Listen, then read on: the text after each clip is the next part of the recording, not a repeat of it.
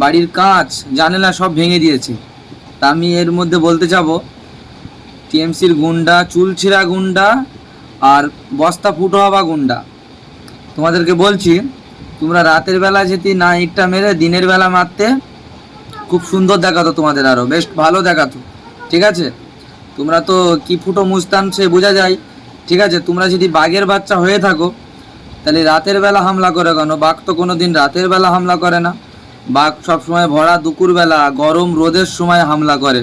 ঠিক আছে, তোমরা ঠান্ডা ঠান্ডায় রাতের বেলা কেন হামলা করলে? দুপুরবেলা হামলা করো, সকালবেলা হামলা করো। এখন তোমরা বুঝতে পারতে বাঘের সাথে সিংহর মোকাবিলা। একটা ভিডিও দেখলাম, আমার বন্ধু আমাকে পোস্ট করলো 24 পরগনা অশোকনগর থানার মধ্যে। গ্রামের নামটা হচ্ছে নাদরিয়া এলাকায়, আমরা গেছি নাদরিয়া এলাকায়। কিছু টিএমসির দুষ্করীরা আছে, আইএসএফের ঘরে রাতের বেলা পাথর ইঁট ছুঁড়ে বাড়ির কাঁচ জানালা সব ভেঙে দিয়েছে। তা আমি এর মধ্যে বলতে যাব, টিএমসির গুন্ডা, চুলছিঁড়া গুন্ডা আর বস্তা ফুটো হওয়া গুন্ডা। তোমাদেরকে বলছি, তোমরা রাতের বেলা যদি না ইটটা মেরে দিনের বেলা মারতে, খুব সুন্দর দেখাতো তোমাদের, আরও বেশ ভালো দেখাতো। ঠিক আছে, তোমরা তো কি ফুটো মুস্তান সে বোঝা যায়।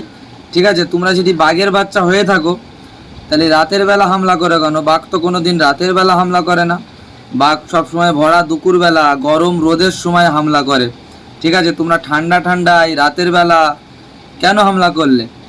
দুপুরবেলা হামলা করো, সকালবেলা হামলা করো। এখন তোমরা বুঝতে পারতে বাঘের সাথে সিংহর মোকাবিলা।